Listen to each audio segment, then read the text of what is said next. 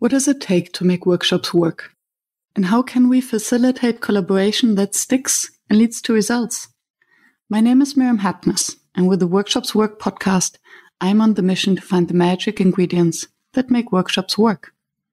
Today with me on the show is Quanita Roberson, and we speak about life, facilitation, and grief, how to facilitate grief, and what it means.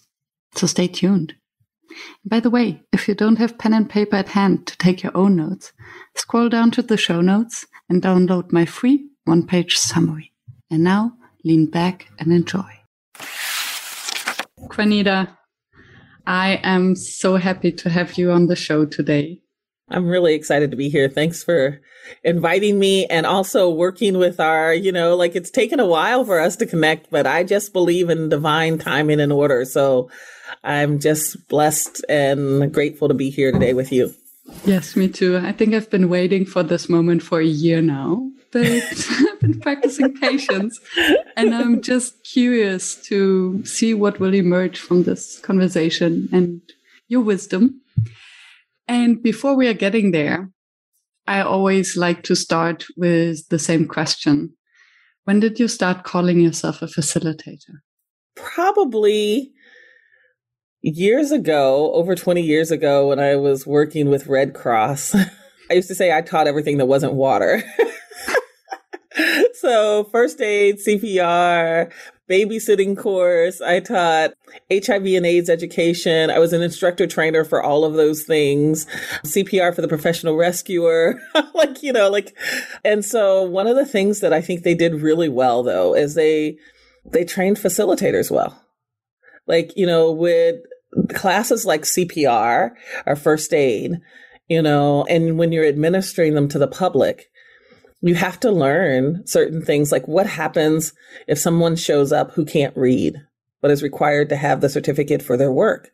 How do you host them in learning for the test in a way that isn't embarrassing and in a way that allows them to step in? Or equipment would always break. You'd go and the video wouldn't work, or, your mannequin wouldn't work, or so having to adjust on the fly of what do you do when those unexpected things happen. And then I think with the HIV and AIDS education courses and instructor trainer course for that, it was a little bit different of a flavor because it wasn't the technical do this kind of work, but it was more of the holding a space where people can discover themselves. And it was the first time that I think that I really fell in love with this idea of not with an intention of how people would change, but holding a space where it was possible. Yeah. Thank you for sharing that. I found it intriguing that when you refer to what you learn from these trainings about facilitation, it's basically dealing with challenges. So someone who has to get a certificate, but who cannot read, someone who doesn't feel confident.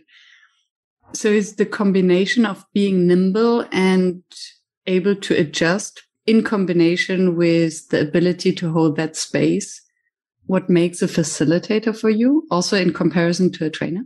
I think it's knowing that the moment already has in it what it wants to be. And I think so often as a trainer, we have particular outcomes that we want people to be able to leave with, and that's fine. And there's a space where you can hold both. You can hold some particular outcomes that you want to have happen, and you can hold space for the unexpected, space for what the moment already holds. It's how do I get out of the way enough to not out of my own way as well. Yes, exactly. I often say my job is to show up and get out of the way, and so it's hard to kind of explain to people what that is, right? But it's that each moment already has a life of its own. So how can you be present and absent at the same time? Well, one of the things that I found as I've moved more, I think, from or holding space in from facilitation to hosting, is the first thing that I started to notice is I would get sick every time before I did a big retreat. And Physically. yeah. and part of it was because to be able to show up and get out of the way, I had to be empty. But then I've learned now I don't have to get sick to do that. It's not necessary to have to lay my butt down to get sick to do it, right? But to be still and have some, what I think one of my teachers would call some temple time before, so that you can connect and listen, empty out what needs to be empty out. I do a lot of work with Tenneson Woolf, and one of the things that I often say with him before we go into circle together is we have to clear the decks. So anything that needs to be tended to between us has to be tended to before we go in, or that's the mess that'll show up in the room. Interesting. Because the outer reflects the inner. And so if we're like this, then when we show up in the room, then the people who show up, that's what'll show up in that space. Do you have a routine for that? So is it something that you would... Well, usually it ends up we're fighting, but I have to work out, just whatever's not been dealt with or said, or I think we've gotten more skilled at it, and I think it's just what needs to be tended to so we can be present. So we're not, because so much of the work, especially if you're co-hosting something, is to be able to really hold it, not like two solos, but as a duet. You have to be able to lean in. And so part of what that requires is that, first of all, that you want to lean into each other for that time, right? So whatever hasn't been tended to allow the space for us to lean in, to be able to show up in a clean way with each other.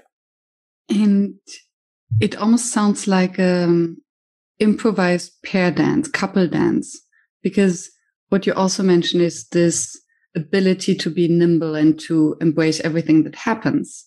Yes. And so it's not scripted, but then you're doing this together with someone. Yes. So what kind of presence does this then need? So one of the things it takes is, I think, our deep friendship, because it requires trust. It's like each of us at any point can go off of what we've said we were going to be in, right? And actually, those are probably some of the most exciting times for me, because I know if he goes off into his own direction, that he knows where he's going, even if I don't know.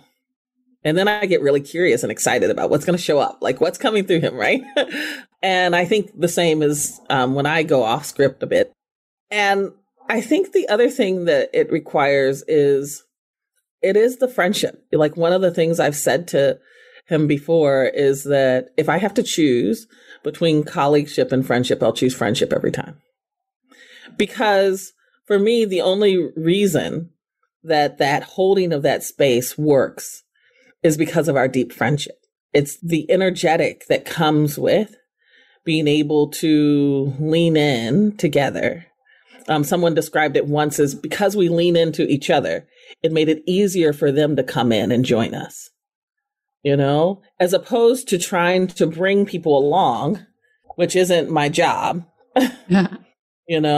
It's us leaning in together with the invitation, and then people can come along if they wish. Yeah, it's more of an invitation.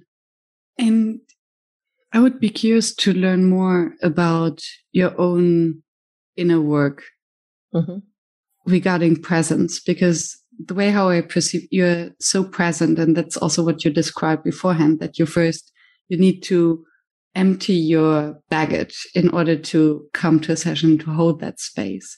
So what has been your journey of this inner work to go from being a trainer and deliver results to realize what it actually takes to get the best out of the people because they hold the wisdom inside of them, to now hosting?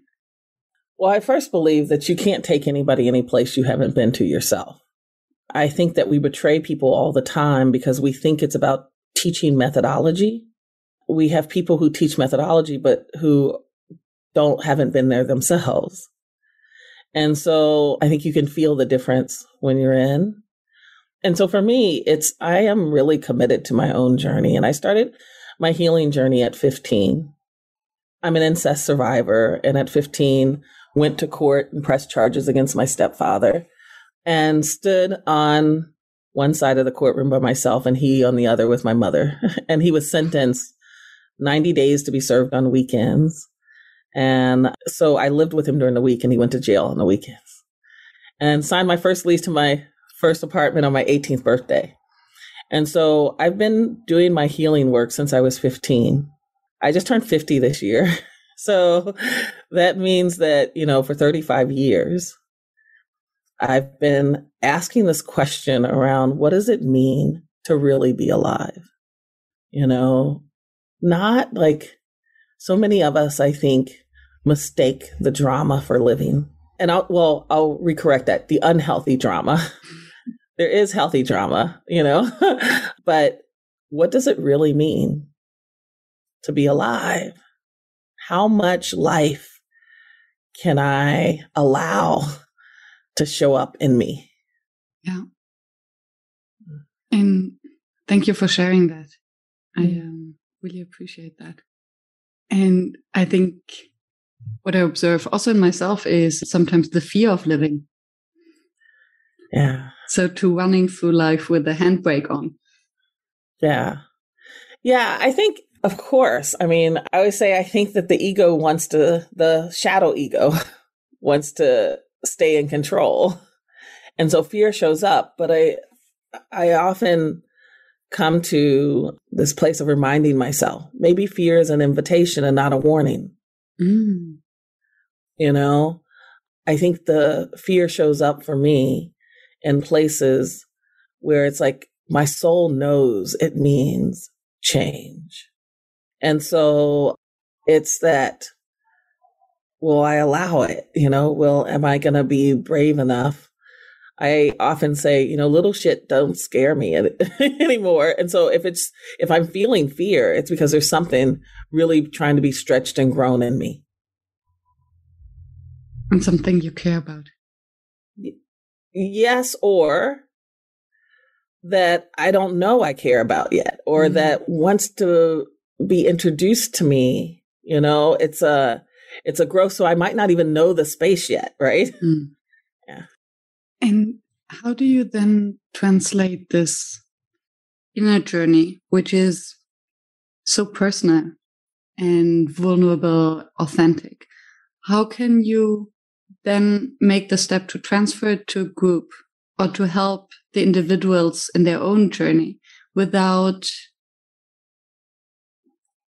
becoming too much? You know what I mean? I think it's a very thin line. We don't want to put our own baggage. Well, it would contradict what you earlier said, that you need to be empty, but still you're coming with all your experiences in order to share and allow them their own journey. How do you disentangle that? I don't know. I think part of that is that oftentimes I'll tell Tenneson he likes people more than I do. I think that I love people, but I don't always like people.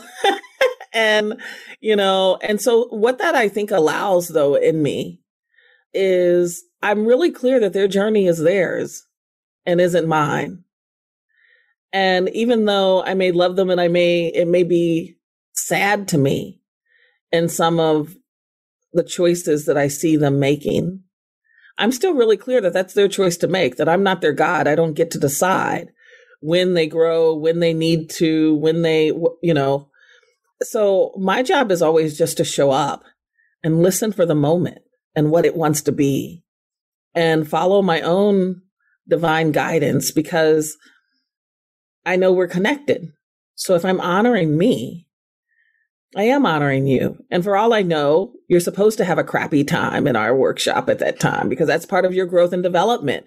Your experience really is none of my business. Tell me more about this crappy time. What role does this maybe struggle or crappy time play in your workshops? Well, I think if you think about most people have heard the story about the butterfly in the cocoon. And it's like struggling, it's beating its wings up against the cocoon to get out. And then someone comes and helps it and opens up the cocoon. and it tries to fly and it can't. Its wings aren't strong enough to fly and it dies. So I think sometimes we try to help people out of their struggle, but that's not for us to know. I don't know what journey you need to be on to get to where you're going. And so much of my growth has happened through the struggle.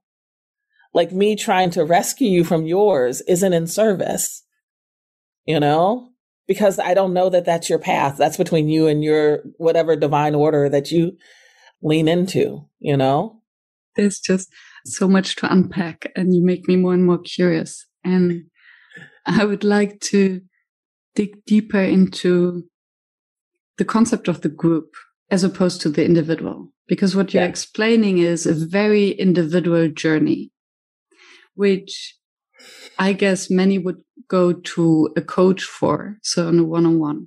So I would be curious, what is the role of the group when you're guiding through this journey?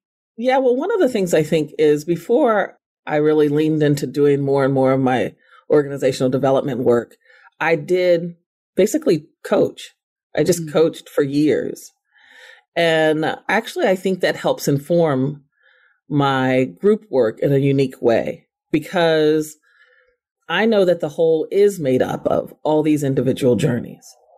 I think that we misunderstand what culture is for. We think culture is to tell us what to do, but culture really is to inform our way of being together.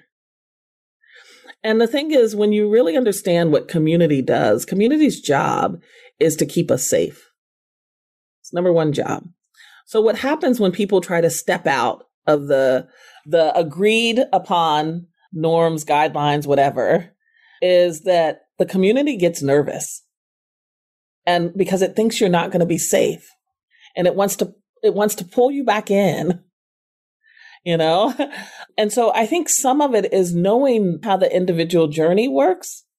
It helps me hold the whole, because it helps me see, if we're in community together and I start to stretch, it's stretching your boundaries too, because our boundaries butt up against each other. And you may not have decided that you were ready to move, even though I've decided, okay, it's time to go, right?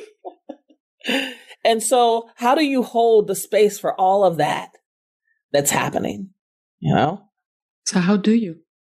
I think part of it is I have to continue to do my own work, because again, if you can't take anybody someplace that you haven't been, then even understanding that dynamic, okay, this person is afraid. And sometimes that fear or that grief shows up as shame, blame, and guilt, But, and I think that shame, blame, and guilt, we mistake as emotions, but they're not. They're actually where we go to hide from emotions. And, because we think taking the shame, blame, or guilt is taking responsibility, but actually we usually hide there so we don't have to take responsibility. And the emotion underneath it is usually just deep grief. And so recognizing when that comes up, one of the questions I ask is, what are you trying not to feel? And to take us into that place with each other. So basically then, in order to overcome these air quotes feelings of shame, guilt, and fear, you would, if I understand you correctly, first guide the individual, the group, through the grief, or make them realize that it is grief? Well, I think, again, when those things show up to me, they signal grief in the room. They signal, if there was shame, blame, and guilt, there's something that you wanted to have happen that didn't. And so it's an opportunity to release that. And until we release, there's no room for the new to show up. I think one of the questions I've been asking is, what better gift? Well, statement, not really a question, I guess. What better gift to give a culture that has forgotten how to grieve than a pandemic? Because if you don't know how to grieve, you don't know how to live. Yeah, true. And one concept that I heard from Alain de Botton came to my mind, who says that angry people, so those who practice shame and guilt, are actually the real optimists, because they can see how the world could be otherwise. And that's why they get angry. Yeah. So I don't know if I agree with that. I think anger is unfelt grief, and rage is unfelt communal grief. And so to me, if you're willing to grieve the anger, those for me are really the optimists. It's not that so many people hold on to the anger, and that to me isn't optimistic at all. Because it's not until we release that, till we move the anger to the grief, that there's an opportunity for something new to show up. Interesting. Because it's, when I think of anger, I would think of how can I use this energy and transform it into something positive, to kind of channel it into new ways. But grief sounds like calming. It's kind of the energy of the anger evaporates. It's the water, it's the cleansing, it's the cleaning, it's the purifying, it's the, to tend to it, to move it from anger to grief. That's the release of the anger. And especially because, the anger, if we're caught into what should have been or wasn't or whatever, there's a piece of fear in that, and fear cannot transform fear into love. Only love can transform fear. And so this piece around when we grieve and when we release, there's a space then for the love. There's room for it. You can't have anger and love occupying the same space. Yeah. And anger and curiosity cannot coexist either. Yeah. And you mentioned that you worked in organizational development before, or maybe still do. Yeah. So luckily, because I think in a lot of corporate contexts, we find a lot of those air quotes feelings, shame, blame, hidden grief. So how can you open the space for a conversation about grief in a air quotes, professional corporate environment? Yeah, well, one of the biggest myths, I think, in the corporate environment is that we are compartmentalized people and we can bring our corporate self to work and we leave our personal self at home. It's just not true. We're whole human beings, so we bring all of us. So these corporations are made up of all these human beings. I just a couple of weeks ago hosted a conversation mainly directed at corporations in India about organizational grief and about when there's a loss that happens, even if it's a good kind of move, someone changes because they got a better promotion or they got a new job someplace else and they leave. There's grief in that, and when we're not tending to it, what happens is we see it reflected in the community. So a new person comes in, there's not real room for them. People are like, well, this isn't how the old person did it, because we're still holding on to what was there. But because we're people and grief happens on an individual level and on a communal level, and then on a global level as well, there's grief there. And again, if we don't know how to grieve, we don't know how to live. And so the business gets all caught up in this organizational grief, which lowers productivity too. And how can we learn how to grieve? Because I can imagine that in many cultures, it's almost a taboo. Oh, don't look behind, don't be sad, look ahead, continue. How can we learn that? First thing I think is grief requires community. Because we'll never go to the bottom of our grief if we're doing it alone, because we're all afraid we'll drown in it.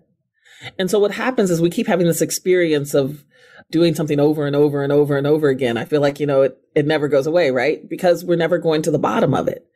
And it's only when you're held in community that you can go all the way to the depths of the grief that then gives you access to come out on the other side and get access to the gift of the wound of the experience. Because every wound has a gift.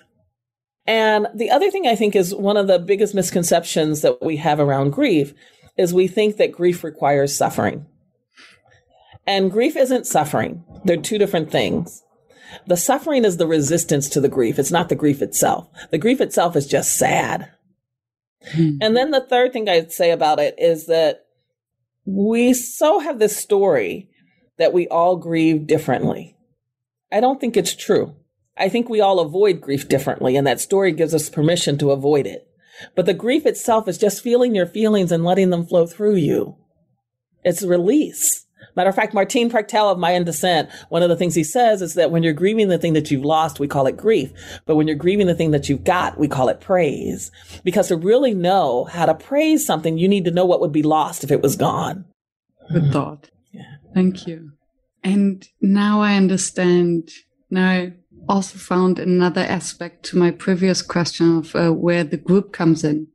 Yes. Regarding your OMS coaching approach, when you say we need community in the communal space in order to grieve. Yes, because the grief is set up to support the individual and the individual is to support the group. It's a reciprocal relationship, right? And, you also asked about that corporate and grief and where it fits. There's also these pieces about, people have worked on projects for long periods of time and put their, blood, sweat, and tears in it, right? And then all of a sudden it goes away. Are we tending to that grief? Or people have maybe it's gone away because they've, completed it successfully. If grief is praised too, are we doing that? Do we know how to really hold a celebration of it? There was a person who I know who does a lot of ritual stuff, and there was an organization, a restaurant, who was moving out of their old building into a new one. Well, she went in and had ritual with them, had a party or a celebration in the old building to say goodbye, so that then it's a clean slate for the new one to come up. Yeah. And you mentioned the pandemic, the grief. I think this might have been one of the biggest challenges, actually, that we didn't have or take the time to really transition from, air quotes, normal life in the office to working from home. Because everything went so fast. Well, yeah, because we were afraid, right? And so instead of being slow, we sped up. And I think it's so interesting because I think part of the lesson with the pandemic was to slow down. And so many people didn't. They just went fast online, right? And so this piece for me in the pandemic gave us an opportunity to look at our relationship to grief, our relationship to faith, our relationship to community, our relationship to self, our relationship to lots of things, to being still, And I was so struck by people who are so afraid of dying, our relationship to death, when so many of them were already the walking dead to me, And because again, if you go back to that question that I said, what does it really mean to live? I was much more concerned about how I was living than when I was going to die. We're all going to die. We're not getting out of here alive. Let's be clear, and was this news to people? There's stuff out every day that can kill us. Even now, whether you have the vaccine or not, right? That's just one thing in the world that can happen. People walk out and get hit by a car. That could happen today. Tomorrow isn't promised to any of us. And we keep living as if we have control over nature in that way. Mm-hmm. And I think also, I think that one of the things I said in this country is that I think a lot of women came to terms with tomorrow isn't promised when Trump was elected. I think people of color have always been kind of tomorrow isn't promised. And I think the group that it affected most, or in a different way than ever, it was white men. Because they have been taught that they can do anything, be anything, go anywhere. And all of a sudden, they were stopped in their tracks. They couldn't bend nature to their will. And so that piece of getting us all to really get that nature and the divine is part of the equation. Wouldn't this then mean that these middle-aged white men would also be in need to grieve? Of course. They actually probably have less opportunities to grieve than the rest of us. Yeah. How can how can you facilitate that? I actually find, and if we go back to how my coaching informs my holding of the whole, what I found in coaching space with white men is that it tends to take them a bit. I said it's like fishing and coaching. It takes them a bit to really let you in and let go. But once they do, they're there. But the other piece I will say is because they don't tend to have as much practice and tapping into that part of their emotional selves, if we take them in too quickly, they experience another trauma. Mm. And I come back to what you said earlier about community. Mm-hmm. That I think if you're privileged, you're less in need of community, or you perceive it less needed. So maybe this community space, I think man support groups have only grown in the last years. And I think in US, they're kind of mushrooming, whereas in Europe, it's still quite rare for men to come together to be vulnerable with each other. So this community, this communal space might also be needed then to facilitate this transition. And yes? No, I was just going to say that one of the things that I want to acknowledge is that I think we're all swimming in the water of what's right, real, and true is white and male. And so we use that as our yardstick to gauge everything. But if that's not our yardstick, then what we hold as privilege isn't privileged. Mm. So to me, it's not privileged to be disconnected from your heart, And so I think we have a need to create new yardsticks, because so much of what we're creating to tend to the issues and problems that we see is still under that yardstick, which takes nature and God out of the equation. And so I think we need to stop talking about white men as privileged. When you create the yardstick, then of course you can make your pathology not seem like a pathology, because it's your yardstick we're measuring everything by. And I think actually that's one of the things that's most wounding for white men, is because they don't even know that they're wounded. Mm-hmm. And if you don't know that you're sick or wounded, you're not readily able to heal it. And words create worlds. Yes. And so this idea that they're the privileged one actually keeps them from healing. Imagine if we said they were the wounded ones instead of the privileged ones, how that would change the whole landscape. Mm. Yeah, because let's call it the illusion of privilege, or yes. It was a reality. I mean, for a long time, that's what they felt. Well, but it still wasn't privileged. I mean, like one of the things that, I love in Ta-Nehisi Coates' book, The Water Dancer, he talks about one of the things that slavery did to white people is it made infants of them, because everything they needed to survive was tended to by the slaves. And so it may have looked privileged, but they couldn't even take care of themselves. Yes. Great example. And you can't enslave another without being enslaved yourself. Reminds me of conversations I had in South Africa with white South Africans who admitted that they grew up in a world that now they don't know how they would be able to raise children and keep up a household by themselves. Mm-hmm. And this hasn't been so long ago. So, don't have to go back all the way to slavery. It's still there. No. Well, and my grandfather's grandmother was born a slave, and she raised him. So it's not that many generations, Yeah. So the chains of the illusion of privilege. Yes. Hey, since you are listening to this podcast, I was wondering whether you get enough opportunities to exchange, practice, and experiment with other facilitators. Have you heard of the Never Done Before Facilitation Festival? It's a 24-hour global event that is co-created by its participants and delivered by some of the most popular Workshops Work podcast guests. Visit neverdonebefore.org for more information. Use the code WORKSHOPSWORK to get a 20% discount. The festival starts as soon as you join.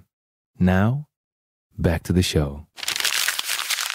I'm still fascinated by the concept of community to allow the grief and the healing, and hence to really facilitate a transition into a new way of seeing the world and defining privileges or just eliminating them.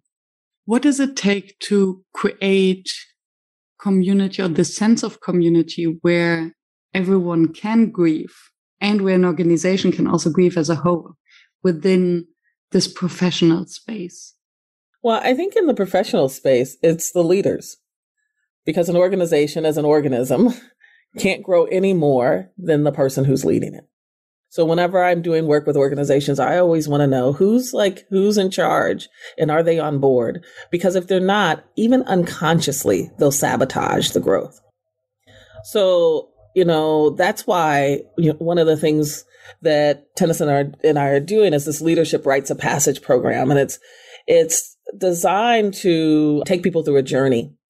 And so we said, we don't have a lack of leaders. We spend tons of money globally in developing leadership skills. But leaders just means people are following you. It doesn't say anything about where you're taking them. And we spend very little money on developing wise, soulful leaders. So this piece about how do you create wise, soulful leaders, we decide it's through rites of passage. You have to go on a journey. You have to find yourself. You have to, rites of passage is about your soul meeting itself. And then it changes everything. And it reminds me what you said before, that you can only guide a group to places where you've been yourself. Yes. So leaders can only bring an organization or a group to places where they've been themselves. Yes. Because if you're a leader, what you're saying is, I'll go first. That's what leadership means. You're going to go first. Yeah. From your experience, what makes a workshop fail? I think a part of it is control drama. When we're so attached to what we think is supposed to happen, because there's no room for air. There's no room for breath. There's no room for magic. There's no room for the spaces in between that make up community. There's, no room for surprise. Then it just becomes dry and there's not room for life. And I will, even though I say that, I will also say, and I believe that, with this piece that I spoke of around your experience is none of my business, that even that can be in service, because I do believe there's a divine order of things. So if I do a workshop that's just a complete flop, it still can be in service to the people who are there. There's always learning available to us. There's always the question of moving from why did this happen to me to why did this happen for me? That can create learning and growth. Yeah, it's a mindset shift.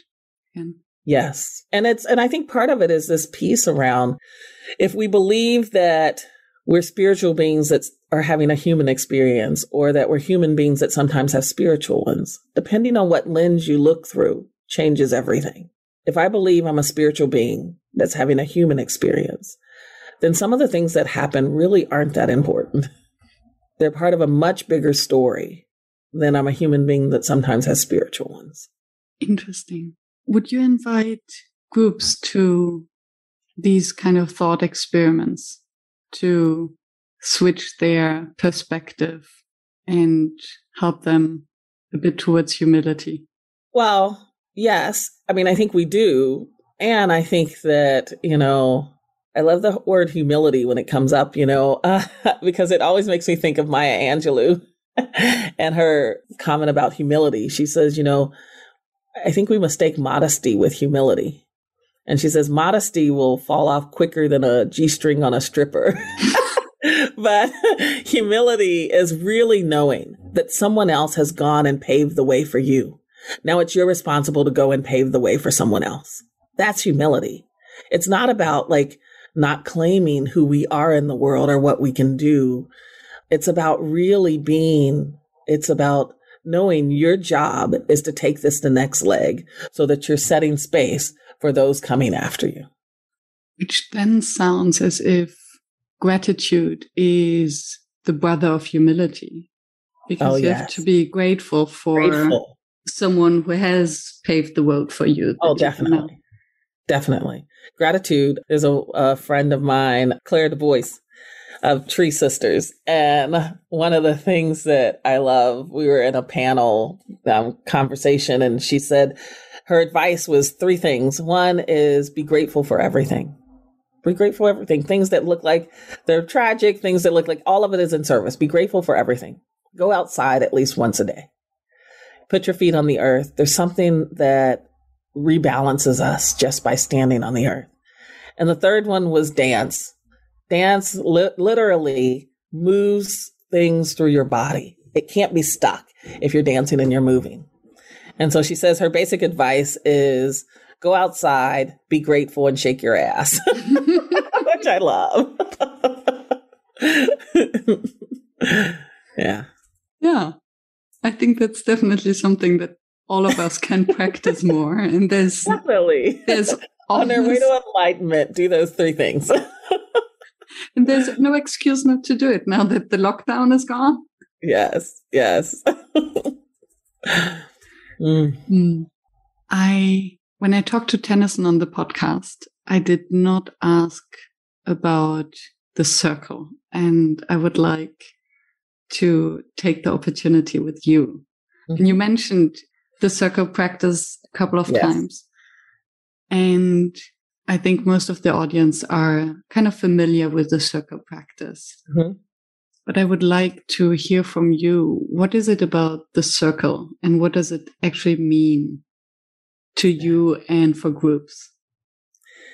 Yeah. So one of the things I think I want to speak around the circle practice, because Tennyson's lineage is much more of the circle way than mine is in the circle practice. Even though we use the circle way, it also is infused for me with all kinds of places for circle. So I talk about how I first was introduced to circle in my grandfather's church as a little girl with, the pastors and deacons putting their hands and praying on me.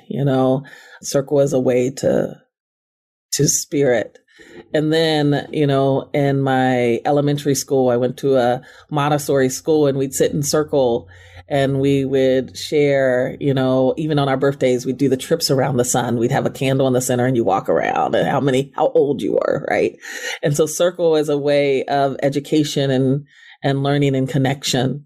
And then, a bit later, I worked for an organization called Public Allies, nonprofit organization, AmeriCorps funded. And we sat in circle every Friday as a whole group to, do circle as a way of learning and connection and activists and learning about yourself. Right. And then after that, I was introduced to my mentors and teachers in the Dagara Medicine Wheel and that work in, circle again as personal connection and growth to greater consciousness and learning. And then the circle way, which was circle for me as methodology and how to communicate it and help people learn and lean into it. But for me, the methodology is the doing. And I think there's a piece that you can introduce and get and lean people in. And I think sometimes we do it backwards, though. We start with the methodology, which I think is really hard then to move from the doing to the being. I think what we do is we ended up doing a lot more imitation instead of integration of circle. So one of the things we've been doing, which I love in our holding of circle with groups, is starting from a place of saying, we all know circle. We've all sat at the kitchen table and have decided as a family where we're going to go for vacation or something like that, that you already know it. You're already, being it.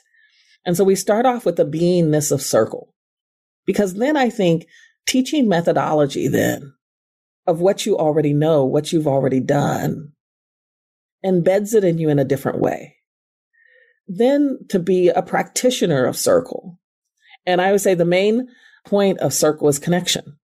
So any of the methodology that wherever you are in that moment is getting in the way of connection, pitch it, get rid of it.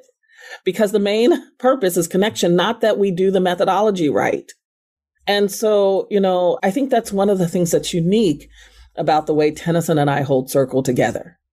So how do you, maybe as an advice or food for thought for other facilitators, how do you catch yourself just implementing a methodology which might get in in the way of being. Yes. I think part of it is, how do we keep it as simple as possible? If you start adding all this kind of stuff and, to me, then it's like, okay, do we really need all that? We don't have a lack of information. We have a lack of embodiment. And we keep gobbling up all these different methodologies as if we have a lack of information. We have more information at our fingertips on our phones than ever before. And so what helps the embodiment? That's why, even in our leadership rites of passage program that we do, journey that we take people on, I actually lean more on the rites of passage and less on the leadership. Because for me, if you do the rites of passage, your leadership grows. It's where we create balance. We have the leadership stuff. We know, I will say, we all know how to sell donuts, right? There's not there's things you can do. We've been taught the leadership, you price it out, right? You know those things. But when you're asking for something more, when you're asking for growth and development and not just more information, then what you're talking about is going on a journey. Then it's not just about information, it's about embodiment. Yeah, and when I hear embodiment and not only information, also integration comes to my mind, a word that you mentioned before. Yes. So instead of the imitation, the integration. Yeah. And instead of just more information, just integrating the information you have into your... Yeah, we love imitating. I think we have people, I know people who go to yoga all the time and still freaking mean. So why, why? It's that's not an integration of it. It's the imitation. It's the doing. And we've gotten stuck in the doing. And isn't it just maybe a stage in the journey? The advice that say, okay, fake it until you make it, which means, okay, imitate as long as possible until I can become it. And maybe the imitation is also driven by insecurity and fear of failure or rejection or doing it wrong. Can we actually grow into this embodiment without the imitation steps? Yes, you can. I think I think that because the being, if you start with the being and focus on the being and who you are, the doing grows. We can smile all we want, but that doesn't make us happy. But if you're happy, you smile, Although there's actually research that shows if we do smile, it makes us happy. Maybe not substantially, deeply happy, but it makes us a little bit. Well, it can make you feel better. Yeah. Yes. It lifts our... yes, I don't negate that the doing can support you in your journey. I just think we've been out of balance with it. And so if you're looking for balance, then where we're out of balance is the being and not the doing. I guess because the doing, so I put a smile on my face and know that I will feel better doing that, is easy way out, is a quick fix. Yeah. So I think for doing, we can cover up for a lot of things.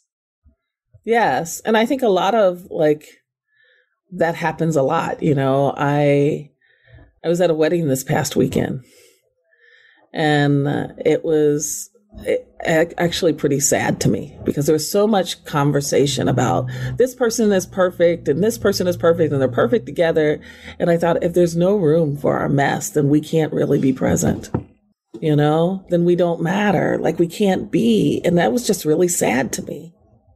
And I think we think, in this culture that we've set up, we've told certain people they're supposed to be perfect and others they never will be. And they both are traps. Especially, I once read this quote that in our qualities, we're all the same, but we're unique and different and beautiful in our flaws. Yeah. And usually when we think of the person we deeply love, we don't love them because of their perfection. We love them of their flaws that make them human and unique. Yeah. So I think praising someone that they're perfect is basically negating than being human. Yeah. Yes. And then how to create space for that and understanding that it's something positive to hold and to grow and to acknowledge. Yeah. And again, we get to choose our journeys. Because I believe that we're spiritual beings having a human experience. So you really can't screw it up. Because if the purpose is to grow your spirit through whatever lessons you have on this earth plane, then I can do that by, choosing to forgive everybody or by choosing never to forgive anybody. Like at the end of the day, I leave and I grow my spirit. It's just what, we have free will. We get to make choices for ourselves. I like that question. What if I was a spiritual being with a human experience? I will sit on it. And I will still ask the question, if someone would like to go on this journey, which question would you give to them to start? So one of the questions Tenneson asked me 8 years ago, I think it was what question if you knew it would change your life forever? And I said, oh God, I have no clue. I said, I don't know. And he goes, okay, so what question could you live into for 2 to 3 years? And my question that I came up with was, what if I really did believe in divine order? How would I treat people differently? What questions would I ask differently? How would I move through the world differently? And so I've been living into that question for about 6 or 7 years now. And, it brings me back to myself time and time again. If I get out of balance and I'm like being crazy or whatever, that's the question to ask me. What if you really did believe that things were in divine order? That brings me back to, I don't have to be, maybe it's not messed up. Maybe it's just as it's supposed to be in this moment to bring us to ourselves. Would this then also be your coping strategy with these crazy days? So what keeps you sane, happy, thriving, inspiring, wise in times of global craziness? Yes, Anne, I think that, again, as you do, I believe, as we do more and more of our own conscious development, we get access to more information. And at the end of 2019, I could feel something coming. And I remember I was like getting rid of books and going through my stuff. And I remember telling Tenneson, something's come. Well, actually, what I said to him was, I'm not just cleaning to organize. It's like I'm compelled to do it. Like I can feel something. And so I could feel it coming. So then when COVID showed up, it was actually a relief to me because I didn't know what it was going to be. And to me, I wasn't afraid. I've known that tomorrow's not promised to any of us. That wasn't new information for me. I know that people die every day. That's not new information for me. Some of what made me sad was that people were running from it still online. And I believe that the divine isn't punishing. The divine is just exact. So whatever it is, and we don't get to choose whether or not we want to grow or whether we grow. We get to choose whether we do it the easy way or the hard way. And we get signs all along.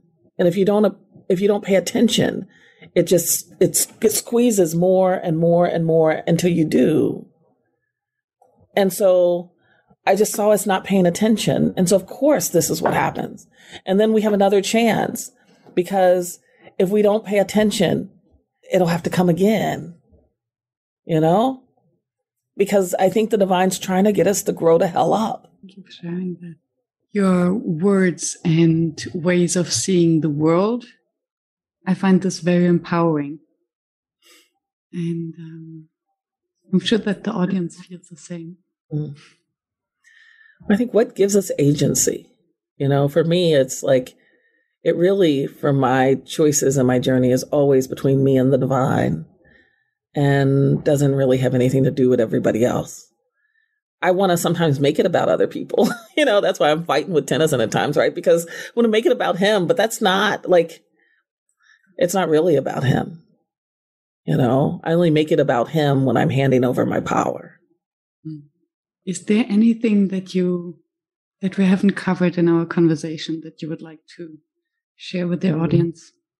I think actually two things. One is that I mentioned Fire and Water. It's a leadership rites of passage cohort. It's a 16-month journey for adults. And the question was, how do we grow up adults? We have such adolescent adult culture.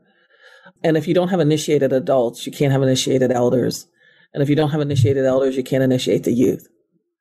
So what does it mean to initiate adults? We have a cohort that's starting in August. We have one that we're in that started in February. And so we're going to be running two at the same time. And part of that decision was because we've been in a conversation about what would it be to do Fire and Water Europe. And I said to Tenneson, well, maybe we should try to hold two in the same country first and then see. So we're doing two right now here, one coming up. And so if people are interested, they can reach out to me or Tenneson. And then the other piece I would say is sometime this year, I'm co-authoring a book with a woman, Amy Houghton, called The Inner-Ground Railroad, a 40-day journey to remembering soul and spirit. And it's designed to heal the ancestor legacy of slavery for all of us. We all carry a legacy of slavery.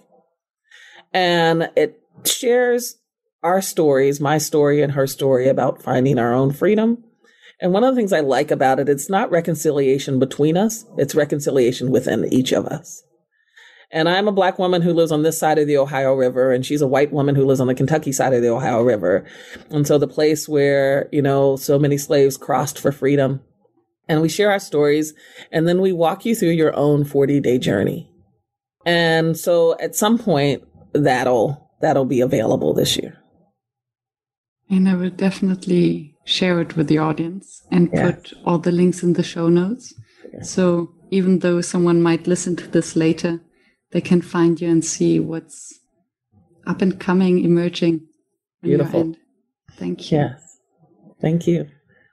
If someone zoned out throughout the conversation, I usually ask if someone fell asleep after minute 2 of our conversation, and I cannot imagine how this could ever happen. Anyway, if they just woke up and they don't have time to listen to all of it again, what would you like them to walk away with? I think even just the question when things happen, whether we think they're good or whether we think they're bad or terrible or whatever, to shift your question from why is this happening to me to why is this happening for me? Just that will change everything. Thank you.